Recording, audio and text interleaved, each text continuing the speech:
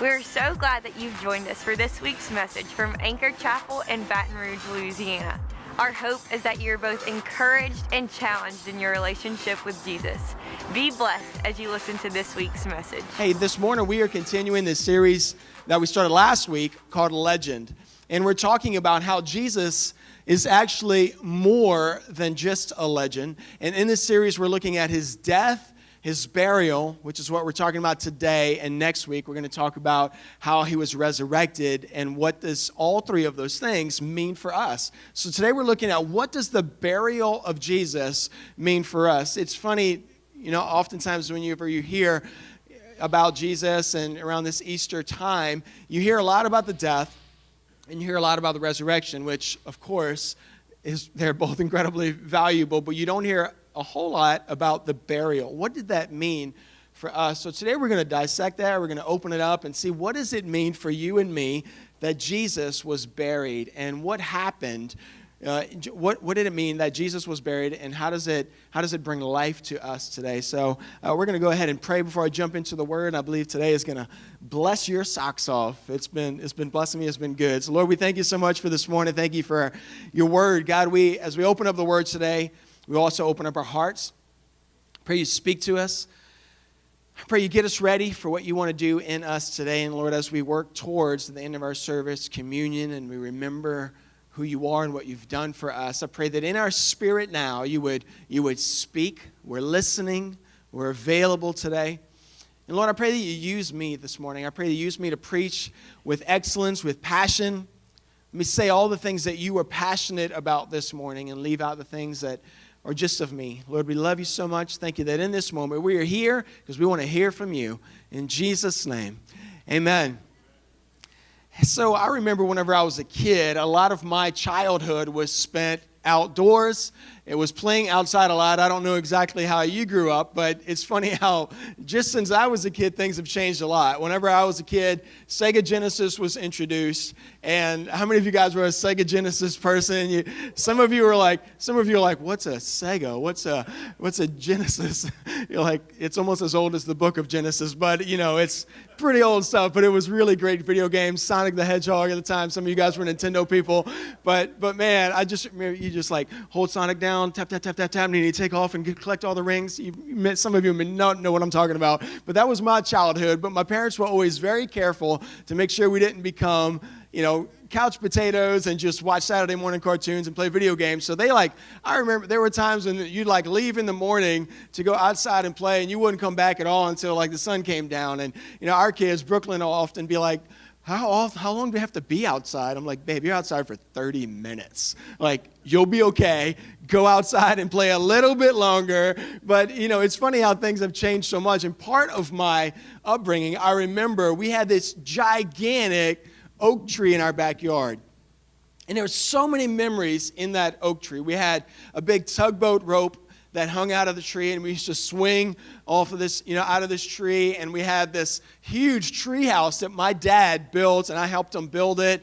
And after we built the good structure, when I got a little bit older, I nailed some boards to the rest of the tree all the way up to the top, and I could climb up to the top and see the whole neighborhood out there. We had another rope, so you can slide down. So many memories in this tree. I remember one morning we found a baby squirrel that had gotten abandoned. It was the only Sunday morning that my parents skipped church for, still don't know why we skipped church, but it was a family moment. Somebody had found the squirrel, and we just hung out, in the tree all together as a family. There's a lot of great memories I had in that tree. And it was part of my childhood. It was something that I experienced. You know what's really cool about that tree? My parents, actually, before we were born, my parents planted that tree. That gigantic oak tree started off just like this acorn. It started off just like this. This is an oak tree seed, if you will. An acorn fall to the ground. We planted, I don't think they planted it as an acorn. They had a very small oak tree that they planted at the time. But over the 15 years until I was old enough to be able to climb the tree, that it had a chance to grow, the tree was 35 feet tall, gigantic water oak. It was beautiful. It was strong. And it all began with something as simple as this. Jesus gives reference, and we're going to look at it in a second, that he was a seed planted that would bring much fruit. You know, there's actually many references in the Old Testament that are references to Jesus, and Jesus was considered as a seed. God told Eve that there would be a seed that would come through her that would crush Satan, that would crush his head. This was a reference to who Jesus would be. God told Abraham that his seed would end up becoming as numerous as the sand on the seashore, the stars in the sky, and I believe that he was talking about a lot more than just the Jewish population, but he was talking about the seed that would end up being Jesus, and millions of people would come to the Father because of the seed that was planted because of his faith. There's a seed that I want to talk to you about today, Jesus, who was buried and brought much fruit to the world.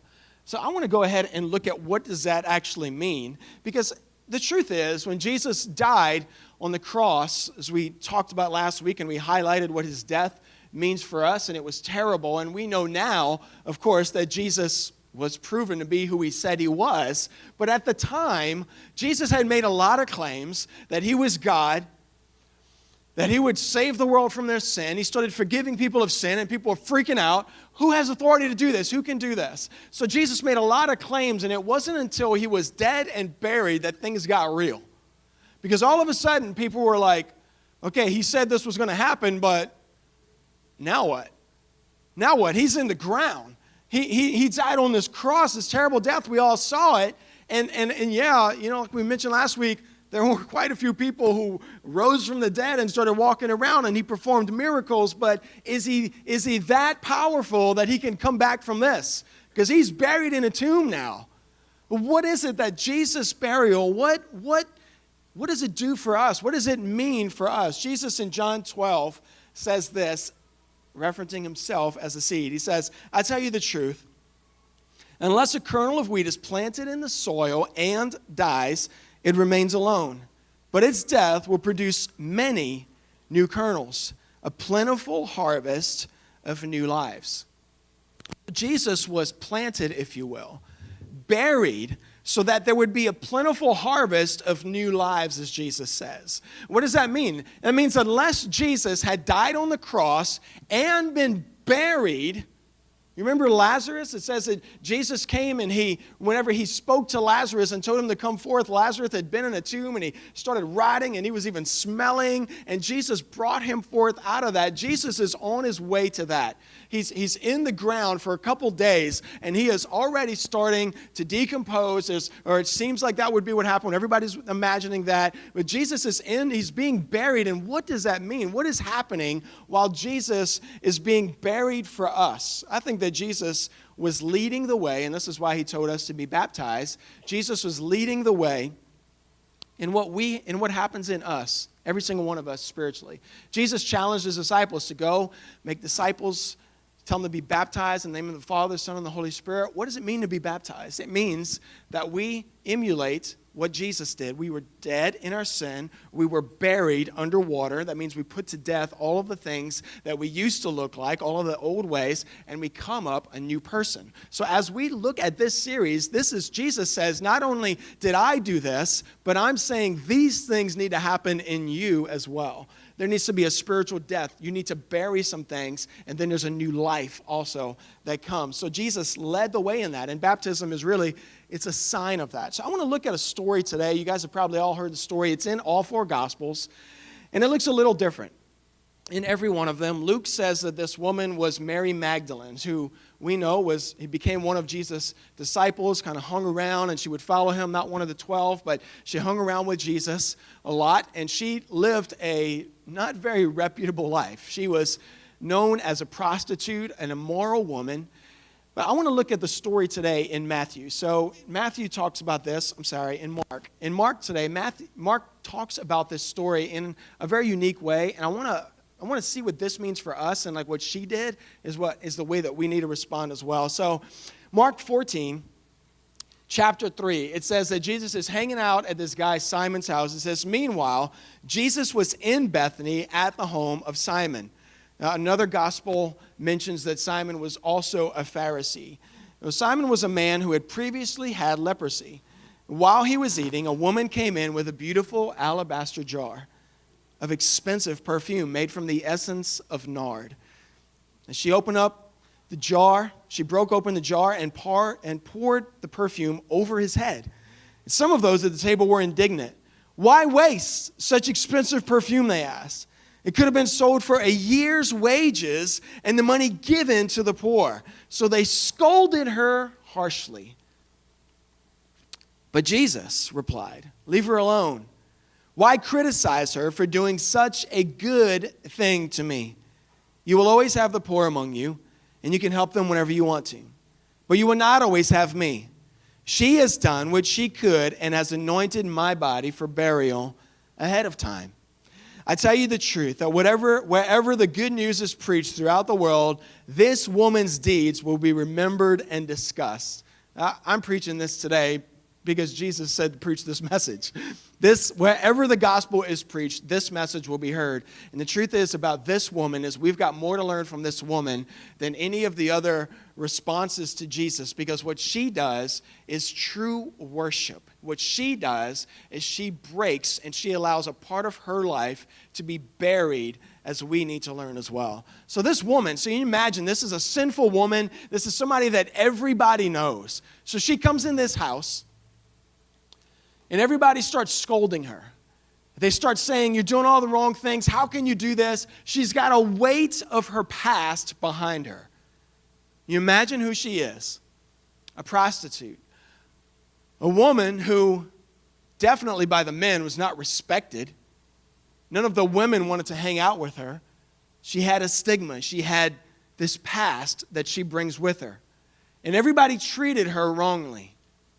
But the way that she responds to Jesus, Jesus says this is how we all should respond.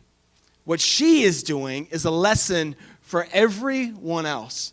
Why was everybody so upset? Why was everybody upset with her? I think they all had many different reasons. But I want to look at what she did. Like this jar of perfume for her that she breaks open. It says it was made from the essence of nard, an alabaster jar. Scholars say that because this says it was about a year's wage worth, if you're looking at a prostitute's wage in a year, it would have been today approximately $20,000 or so that she had in this one perfume jar. It's an expensive bottle of perfume. This is not like CK1 from Dillard's or whatever you used to get whenever you were in high school. I have not shopped for perfume in a very long time, so I don't know what's cool these days. I don't know what smells good. It's just I smell good, so I don't need, never mind. So this woman, she comes in and she's got everything that she's worth. The only thing that really her value can be determined by is this jar of perfume. This alabaster jar that she has is the most precious thing in her possession. The only thing that whenever she would come home and everybody's been abusing her and yelling at her and not giving her any value, she can have this, and she comes home and she would look at it and she would say, but at least I have this. At the very least, I know my life isn't much. I know that I'm a sinful person. I know that I can't look at anybody and be accepted in any circles. I've chosen a path, or I was forced into a path. However it happened for her, this is not a life where I'm going to have influence or friends. I'm going to be outcast, but when I come home, I've got this little thing that's worth value, this one jar that's worth something to me. She hears about Jesus and she goes into this house. And I heard someone mention, why did she even get in the house? How is it that she was even able to get into the house where Jesus was? Why was it that nobody said anything about her coming in the first place? And some people believe that's because she had been in that house already. She had worked in that house already. And this guy Simon and all of his religious friends and even the disciples are looking at her with disdain. And they had all had this judgment about her already. And Jesus doesn't see her that way. And what she does is she breaks open this jar, and I believe that the point of this and what Jesus is trying to say is that worship is never wasteful. Worship's never wasteful.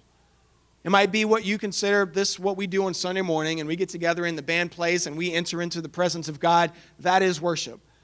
But worship is even more than that.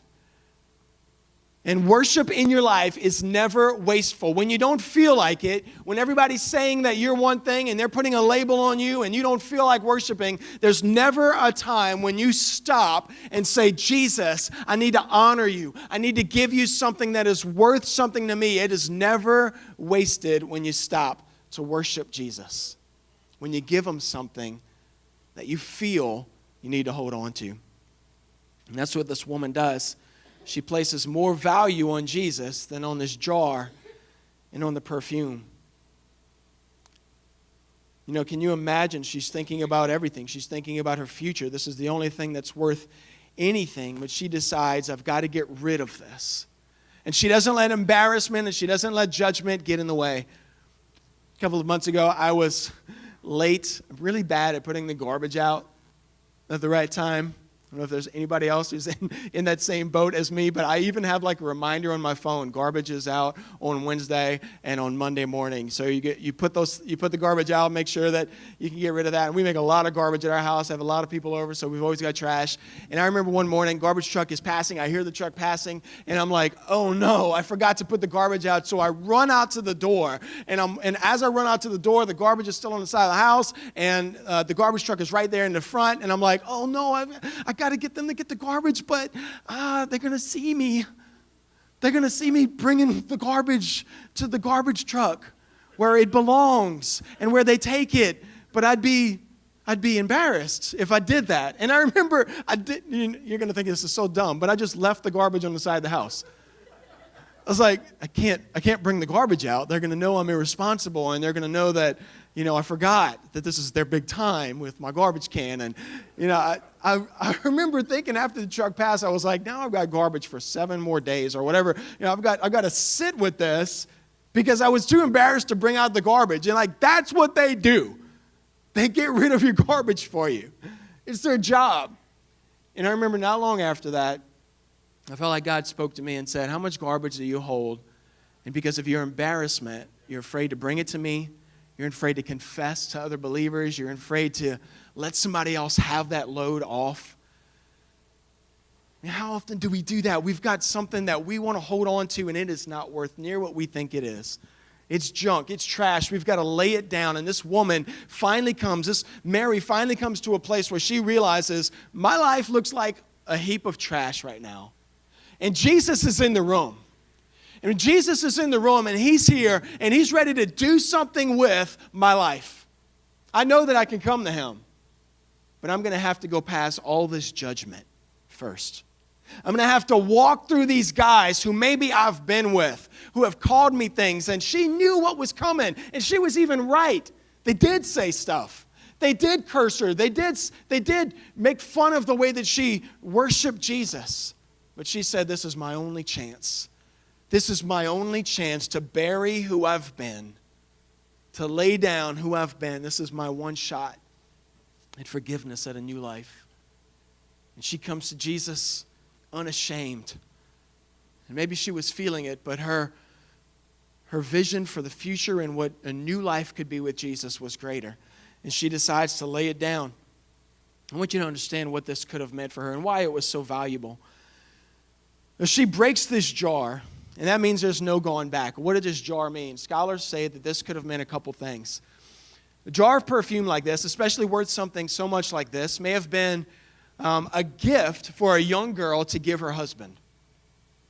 It may have been something that a bride would lay at her fiance's feet and say, I'm giving myself to you. This is my worth. This is who I was, and it's a gift to you. Other people believe that the reason she had it was so that she could mask her life. As she's coming back from being with all these men, having these experiences where she feels shame, at least she could put a little perfume on. Or maybe it would be to attract guys on the street, and as they would pass, they would smell it, and they would be lured in, and it would be to entice men into sin so that she can make a living. Either way, this woman decides that this thing of great value to me, which has been something I've accumulated and is my well-being and is my life and it is how I make a living, I'm laying everything that I value down at the feet of Jesus. Because Jesus has something that's greater than this jar has. And when she breaks that jar at the feet of Jesus, she also broke her past. She put it down and she said, Jesus, let's make a trade. I will trade my life and everything that I've held valuable, and I give it to you. Her past was broken the moment the jar was broken.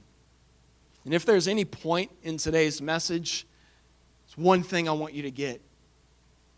Is that Jesus was buried so your past could be buried. What does Jesus' burial mean for you? It means that everything about your past, everything that has been shame for you, everything that has held you down, and the voices that ring in your ear as you go to sleep and your value begins to tick down and you begin to think, I'm not really worth much, and I've done this, and someone's claimed this about me, and I've done too many things wrong, I can't even enter. All of that junk, every bit of your past was buried with Jesus in his grave. Your past was buried with Jesus. That means you can have a new life. You can have hope for new life. But you know, there's a difference today between concealing and burying. And Christians are very good at concealing.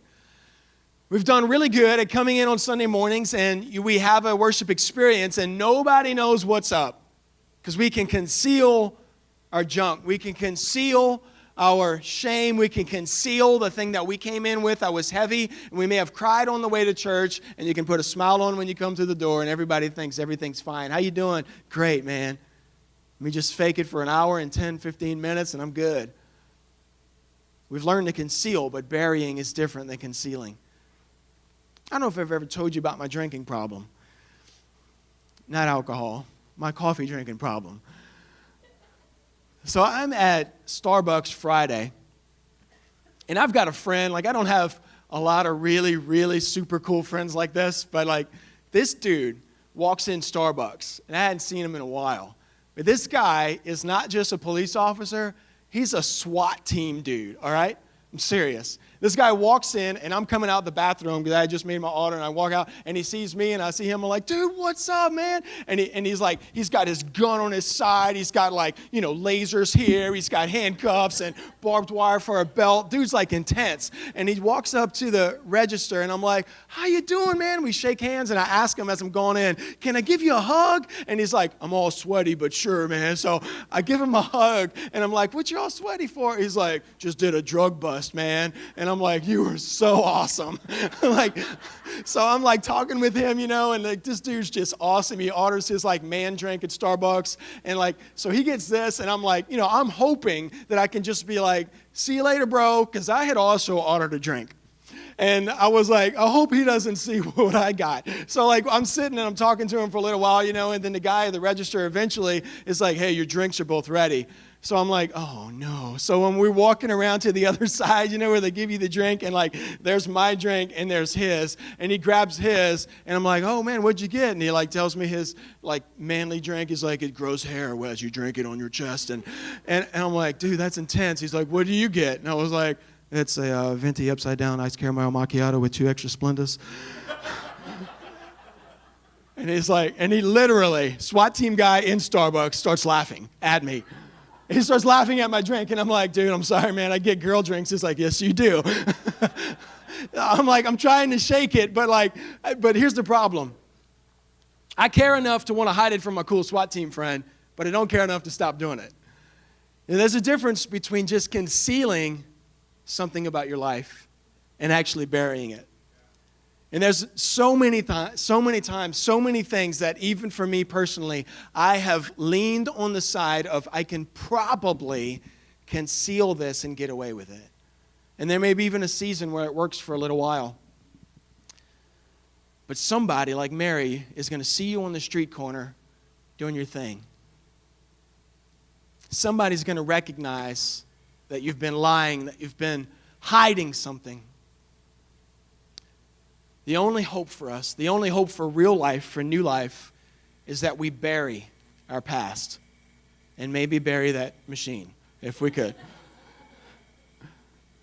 I think that we need to understand what this woman does is she decides, by breaking the jar, she decides that, you know what, me concealing and trying to hide and act like I am not who I was is not good enough. instead of me just concealing, I have to start new. And there's only one way I can do that, and that's by breaking this jar that is my worth, that is my future, that is everything. I break it at the feet of Jesus. It's the only hope that we have, is to really give up, to surrender everything. You know what's amazing about this woman? Is she became part of the early church. She became one of the pioneers of the early church, and I can imagine Mary leading a small group, speaking to women about what it was like to meet Jesus, and speaking value into these people who had experienced such guilt and shame, but nobody had experienced what Mary did. And Mary is able to speak because she made a decision to break her past at the feet of Jesus and to bury her past at the feet of Jesus. Now she has an opportunity to be risen to life with Jesus and to bring life to the early church, to those who would come to Jesus and hear about this resurrected Lord. And she was able to speak from firsthand experience. I was at his feet and he showed me mercy. I was at his feet. You should have seen his eyes. And it was amazing as I talked to him and as I poured the perfume over his head and as I wiped his feet with my hair, all the other voices were drowned out. And I didn't hear the shame anymore, and I didn't hear people ridiculing me anymore because I was in the presence of Jesus. And it was everything I needed. Would you like that today? She's able to speak this. She's able to give hope and life to people because she made a decision that I'm not gonna do this surface following Jesus thing. I'm not gonna follow him from a distance, but I'm gonna get in his business and I'm gonna break my past in front of everybody else. I'm gonna lay it down because I need a new start. Martin Luther, man responsible for the Protestant Reformation, saw a problem in the church. He saw this problem in the church, and at the time, Catholic Church had all kinds of things going on that were taking advantage of people, and they were selling indulgences, and you sin and you can pay enough and we'll forgive you, and all these different things. And there was a sense of corruption in the church, and Martin Luther had enough. He was a man, though, that was headed to be a lawyer. He was in school, he was well studied, he was educated, and he had this one job. He had this one goal in his life, was to be a lawyer. He was going to do that and he was going to make a lot of money. And he saw he saw the church was crooked, and he said, it's something in me that's wrong about this. This doesn't feel like Jesus. And he begins to say something about it.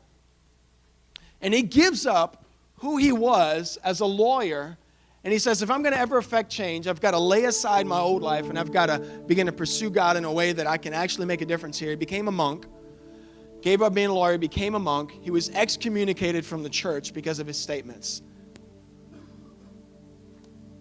He ended up, first person, translate the Bible into German because he was a German. He began this wave of new thinking that Jesus was for everyone and everyone should have access to the gospel. He said there shouldn't be anybody that has to do some kind of works to get to Jesus.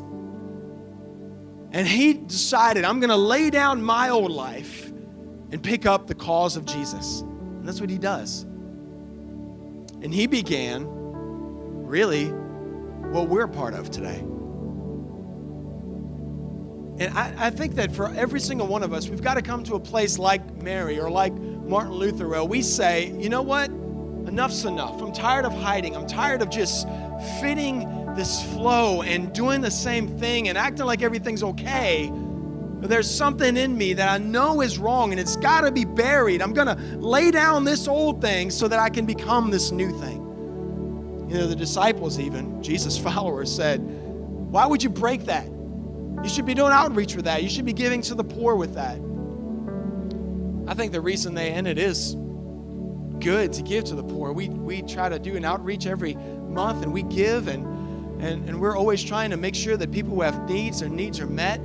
But Jesus says worship comes first. In Matthew 25, Jesus ends up telling a story about the sheep and the goats. And he ends up saying that if there's people who are naked, who don't have food, who are in prison, and you don't clothe them and you don't visit them, you don't meet their needs, then it's like you were doing it to me. And Jesus is setting a precedence that the reason we serve is because we serve Jesus.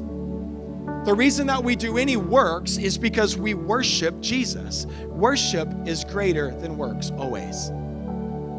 Now, your worship of Jesus should cause you to get off your butt and to do something and to serve people. But I believe the disciples were trying to impress Jesus in the moment. Shouldn't she be caring about works? And Jesus says, no, she's a sinner who needs a Savior. She needs me.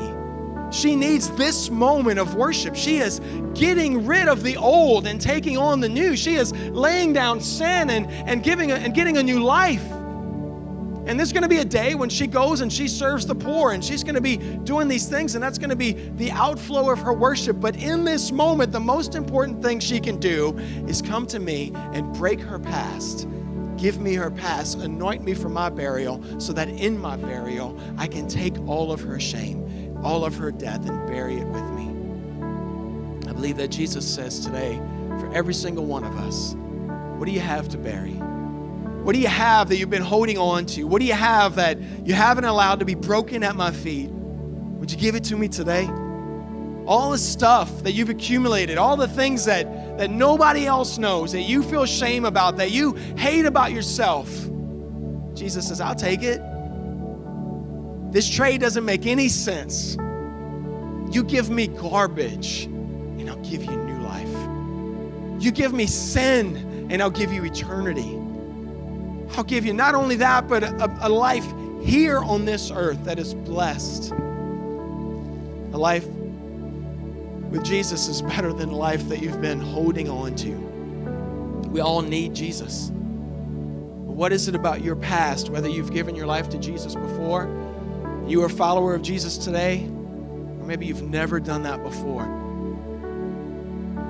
Break your past at the feet of Jesus today.